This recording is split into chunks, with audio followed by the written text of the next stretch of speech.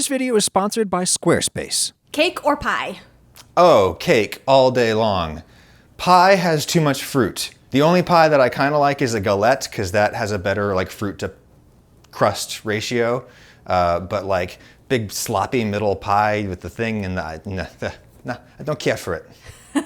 Ask Adam. Welcome to Ask Adam, episode 9. This is the last thing that we are recording for the year 2021, and I want to appreciate all of you, I want to express my appreciation to all of you for another year of your viewership, and here's to a lot of exciting things that we have planned for 2022. Thank you for submitting your questions on the gram, which is what the kids call it, I'm sure. My lovely wife Lauren is off camera with some of them, and here she goes. All right. What inspired you to move to Tennessee? It's funny, like there was one person who asked when we announced the move. It's ridiculous that like I'm the kind of person now who like announces when I move. Like that seems kind of silly, and not really totally. Well, anyway. Somebody was like, I have to ask. Why Tennessee? Now I have to say that like I am inferring tone of voice there, like, but it really It might have been like, I have to ask, why Tennessee? Yeah, I don't think it was that. I think it was, I have to ask, why Tennessee? Which for our international viewers, Tennessee is part of the southeastern United States. And so anyway, if I had to guess, I would guess that the person who asked this question lives in a richer and more politically liberal part of the country. They just want to know why we didn't pick like Chicago or Boston. Portland, Oregon, or, yeah. Because all places that are lovely. Yes, and some of those we have lived in. Anyway, why did we move to Tennessee? Well, what I replied was like, well, think of like the common reasons why people move to places, and like it's one of those. And I guess, do we want to be more specific than that, or? Sure, I'm from here. Yeah, I grew up here. I have family here. We have family here. Like we wanted to be close to family because we have kids. Exactly. Like it's the greatest thing in the world. And it is a beautiful part of the country. You get all 4 seasons, but none of them too much. Yeah. The mountains are beautiful. It is a spectacular autumn. Yeah, so this is East Tennessee, which is like Tennessee is this super long, thin state, and the part that's over there. I'm looking at a mirror image of myself, so this geography is going to be wrong. The part that's over there, I'm like a weather person. You have to do everything backwards. Memphis is very far away and flat. Yes, exactly. To the west. The part to the west, fingers crossed this is actually west that I'm gesturing toward. This high pressure zone over here is going to be coming in. You're going to have a rainy Thanksgiving. The western part of the state is very, very flat, and it's part of the Mississippi River Basin, and so it was very conducive to plantation agriculture and all of the sort of good and bad, mostly bad, that sort of represents in the course of history, right? Over here, over on the eastern side, east, I think. Near North Carolina. This is the Appalachian Mountains, right? Like, so it was not flat enough for plantation agriculture. It was basically smallholder yeoman farmers who settled here. Many of them were Scots-Irish. Distillers. Yes. Home distillers. Yes, practitioners of the home distilling arts is one way to describe it. And so it's just culturally radically different here. This part of Tennessee did not want to secede in the Civil War. They wanted to stay with the Union. That tells you kind of everything you need to know. It's absolutely beautiful here. Really enjoy it. Absolutely love it. And I will simply reiterate something that I've said in the past, which is that I really think that a lot of people would be happier if they found a way to flee the handful of ultra expensive cities where they tell you have to go to further your career. There's a lot of very nice places to live in this world, and don't think too much about it. Just pick one and go there if you can. I need help building a website. Do you have any recommendations? I swear to God, that was a question. That's a really interesting question.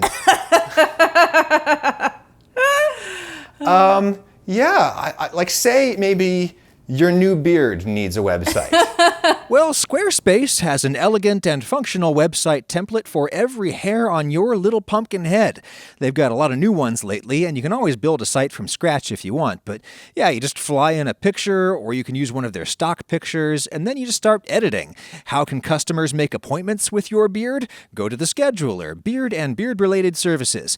Tell them when your beard is available for one-on-one beard consultations or beard group classes. Set your rate, and there's the calendar that you can embed on your site. Customers book their own appointments with you. Your beard can even solicit and accept payments via Squarespace, which is good because beards cannot make change, no thumbs.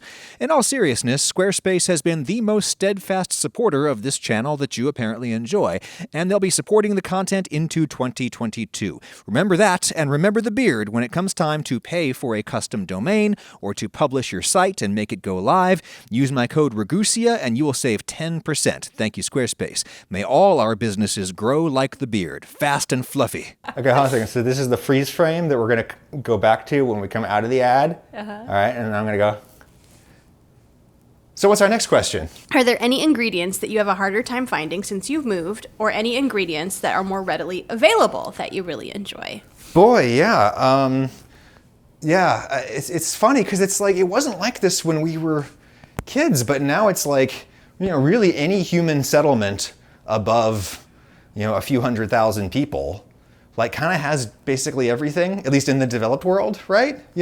With the exception of like, a handful of very rarefied delicacies, right? Like, global supply chain for all of the problems it's been experiencing lately, like, kind of brings everything to everywhere as long as you're in a settlement above a certain threshold. And so, everything that I would have in the past needed to like travel to like an actual big city to get is just kind of here. And that's interesting and good, but also kind of sad. It's kind of the same thing about like the internet, right? Like the internet is this net good in our lives, but like all of the ways that it makes our lives easier have sort of obviated things that gave life a lot of its kind of interest and spice and sort of rhythm and variation and the scarcity that makes things special, right? Mm-hmm. So yeah, I mean, there's really kind of nothing that I've wanted here that we couldn't get. There's a freaking went down to the Fresh Market the other day, just down the street. Wow, you're like East Coast just came out real hard there. Anyway, go ahead. It's because I'm wearing the Kiss shirt. It makes me want to talk like John Peter, Chris Christola. And went down to the Fresh Market, and they had freaking black Paragould truffle packed in rice. Wow. For like $200 or something. But yeah. Everything is everywhere now, for good and bad. What is your most recent local gem? Oh, hell yeah. Okay. Holy Land Cafe in Knoxville, Tennessee. Mm-hmm. Like where are those dudes from? Do we know? I don't know. Yeah, so like there's this place in Knoxville where there used to be big towers that housed international student housing for the University of Tennessee at Knoxville.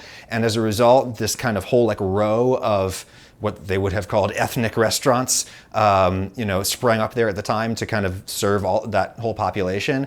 And then all of that housing got bulldozed, and then there's like athletic fields there, but the restaurants are all still there. And it's like, it's what's that neighborhood called? Pond Gap? I think so.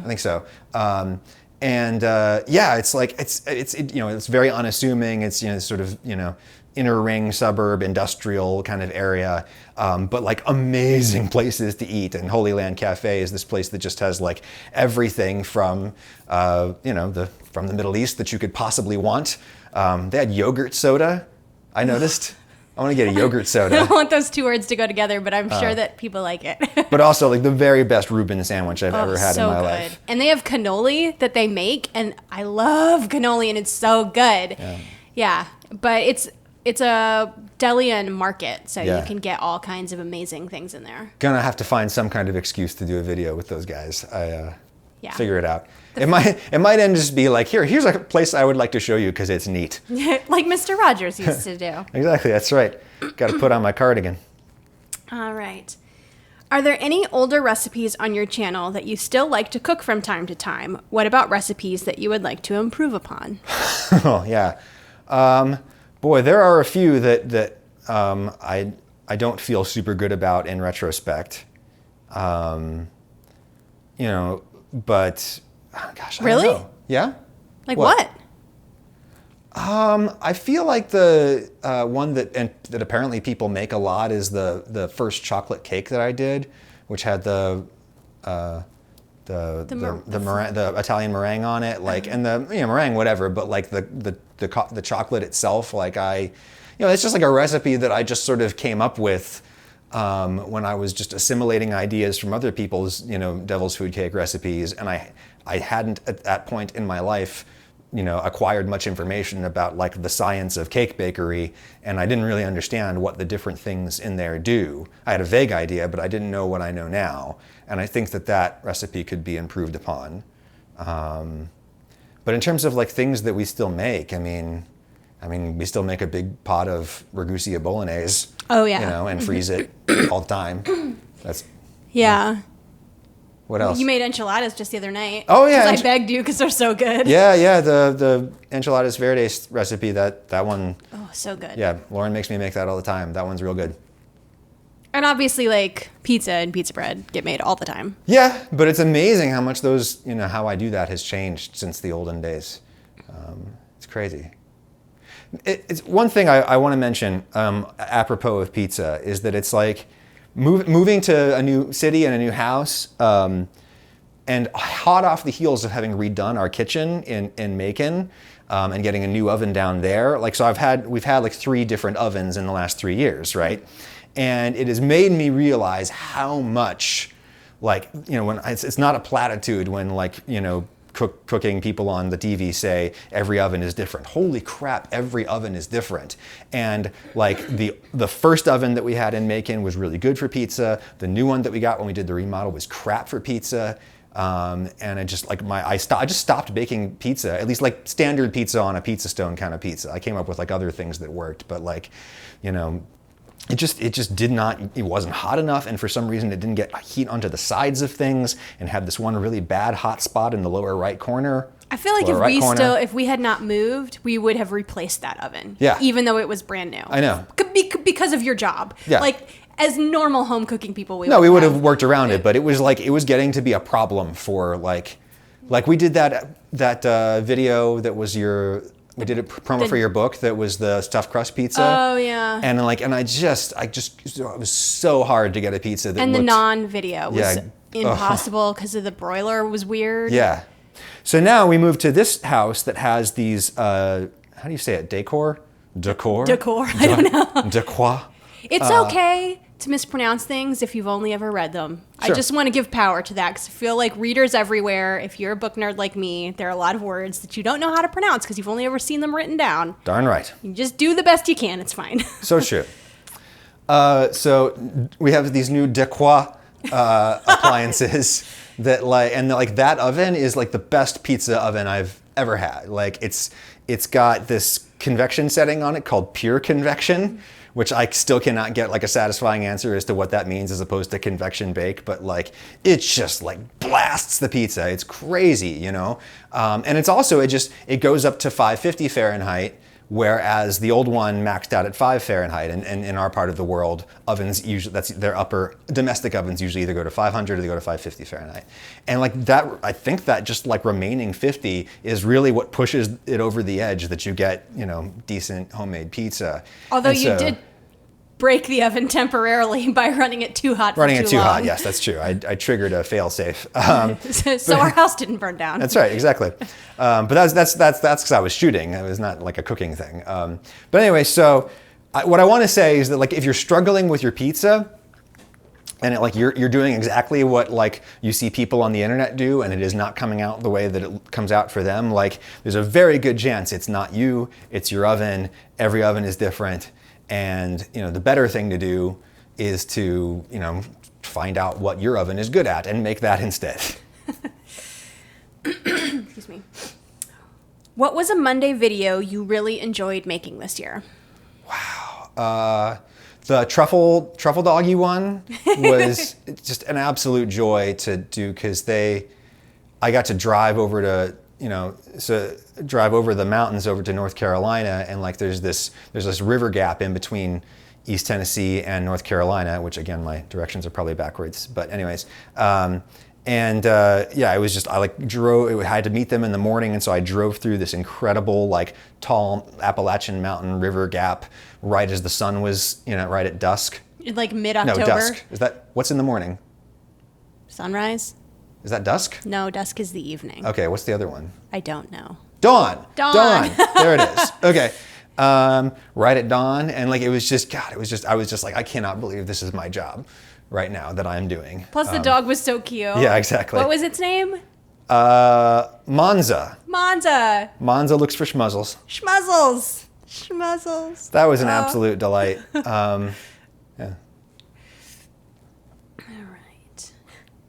How do you manage your time? Pushing out 2 quality videos a week is no easy task. Together with being a dad, it doesn't sound easy. How do you do it? Would you like to take this one, honey? I mean, you work incredibly hard. So hard. I mean, that's just your nature. Like, you're always like grind it until it's perfect, work until it is perfect. You never cut corners. And so you work very, very, very, very hard. To the point where I'm like, is there a way that you can slow down? And we have discussed ways in the future that you can scale back a little so you can yes, I mean, not work so hard. It's only a matter of time to when the channel would go to a 1 video a week format, right? Like, I don't know when that's going to be. That sort of semi-retirement stage is going to be. It could be years from now, but it will happen at some point, right? We've talked about maybe like in the summer when the kids are home from school, going to a 1 video a week so that we can, travel and enjoy them being home. Yeah. And I think that's a good idea. And, it works well with the fact that viewership, kind of plummets in the summer. It's so funny. Every now and then I get comments from people being like, "Are you concerned that your views are going down?" But it's like it's highly seasonal and cyclical, and as far as I can tell, the same for everybody. Like the viewership and ad revenue peak like now at Christmas, gradually decline over the course of the year, fall off a cliff in late summer, and then start rocketing back up again in the fall. And that's just the nature of ad-supported media. And so, I think we might try going to 1 video a week in the summer. But anyway, like, so something I want to emphasize here, which is that it's like, although I have had workaholic tendencies in earlier phases of my life when, I didn't make as much money, right? Like, I want to emphasize that it's like, getting yourself into a position where like you are making a decent amount of money, there's certain things you start to realize. One being that people work more when work is more rewarding, and it's super annoying to me when like freaking Silicon Valley tech bros or like finance bros or be like, hey, I work 80 hours a week. You should be able to work more at the Duane Reade, which is a convenience store in New York City, so a finance bro would say Duane Reade. And it's just like, well, yeah, but the thing is that it's like when you're only making, $7.25 an hour, which remains the minimum wage in the United States, the federal minimum wage, the difference between 8 hours and 10 hours is just not that big. And there just isn't a lot of motivation to do that. But an extra 2 hours at that job is painful. Yeah, and an extra 2 hours of that job is painful, right? Like, I worked at a convenience store for years in college, and it's like, it's physically, literally painful just to stand for that long, let alone do everything else. You just want to sit down. And it's just like, well, I could grind out another $7 right now, or I could sit down, and you're gonna freaking sit down, let alone, that's just like considering your feet, let alone like your kids who need to be picked up from school, right? So this notion that people have, they're like, everybody, I'm rich and I work tons, I work a lot of hours and that's why I'm so rich. Like, that's bullshit, right? Like, when you make a lot of money, you have motivation to work even more. When work is more rewarding, people want to work more. And I have certainly experienced that, where I sit and I think, well, I could skip this, or I could do this, and I can have enough money to rebuild the fence that needs to be rebuilt over on that side of the property, or something like that, And I just think that's been an interesting thing for me to come to understand on a tactile level. But also, you were saying the other day that like you're working very, very hard. That's true, and I do think that you could scale back a little for your own happiness. But also, the work is work you like and are good at. Mm-hmm. So that makes it better than For sure, yeah. Yeah. Yeah, and it's it's a lot. It's a job is a job. Like, even if your hobby becomes your career, it will become a job. And it's work for a reason. But it's a lot of fun, and it's very rewarding intellectually as well as fiscally. Yeah. It's also one other thing I would add to that is that, like, this has all happened to me in my the twilight of my youth, right? So I'm gonna be 40 real soon. Woohoo! Yeah, and hence all the gray in the beard. And like, I made no money up until now, right? So it's just like, in terms of like trying to assure for ourselves something like a boomer, late life, right? Being able to actually retire, being able to actually pay for your kids to go to college, right? Like that kind of stuff that, like, I never even thought we would ever be able to do as millennials. That was just not in the cards. But in order to try to assure for ourselves that kind of boomer future, I've got ground to make up. So that's what I'm doing. And yeah, you get videos, so it all works out, right? Adam, there was also a question about being a dad, and Adam is an excellent father. Stop. And even though he works very hard, stop. he is always incredibly present. I'm always incredibly present. For the kids. Not for you. Sometimes I do like, hey. Focus on me. No, I don't think the boys would ever think that you were not an A+ excellent. As they would say, the best dad in the whole universe. It's funny, one of them actually has started to say that he wants to be a YouTuber. I know, and I'm just like, don't let your babies grow up to be cowboys. You sweet summer child. Yeah. I do not want you exposed to the internet. Yeah.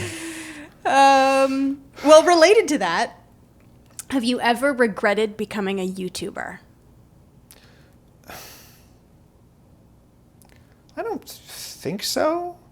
Because, to regret something happened is a distinct phenomenon from acknowledging the bad things about it, right? There are definitely bad things. There have been bad moments, very bad moments, right? But no, in general, like, this is great. And it's funny, I was thinking the other day, we were talking about this, like how, one of the things that feels good about doing what I do for a living now is that I feel that I'm able to do the things that I'm good at, right? Whereas, like, every single job I've had until now, and certainly probably most of the jobs that you've had, they're ones that, like, they're jobs that weren't made for you, right? Like, they're jobs that are made for a platonic ideal employee, right? Platonic ideal. That's a term that gets misused in the food media a whole lot. It doesn't mean best, it just means standard. Plato had this idea that, like, for every organism that exists, there's like a standard horse, and that horse does not exist. That standard horse, every single horse you would see would be some kind of minor or major genetic variation from that horse. But, like, his idea was that all the variations orbit around the ideal, the standard horse. And so to say that something is like the platonic ideal of an ice cream cone doesn't mean it's the best ice cream cone. It means it's the standard ice cream cone. I'm not saying, so employees don't, they write job descriptions for, like, a standard of a human employee, which is not you. It's not anyone, right? It's nobody.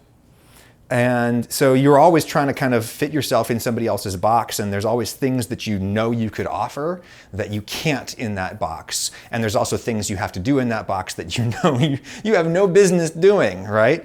And probably, I think, in many ways, the best thing about what I do for a living now is that I almost never feel miscast, right? I get to wake up and do the thing that I know I can do well every single day. And there's only a few handful of times when I'm sort of having to do something that I know I'm not super good at. Even filming, which, like, I'm still not super great at that, and I was god awful at it at the beginning. What I am good is like kind of learning how to do things like this and improving, and I hope that improvement has been Apparent? If you could collaborate with any one YouTuber, cooking or otherwise, who would it be? That's a big one. I want you to collaborate with like a music YouTuber and then like do like food and music together where like they write a piece inspired by something you cook or something. I think that'd be fun. Yeah. I think it'd be fun for like me and Adam Neely to do a vid together, like the two Adams. That's the best link that I can come up with there. That was actually terrible. That's the worst pitch ever. Two Adams. The two Adams. We got two guys named Adam. We got two guys named Adam. When does that ever happen? Hey!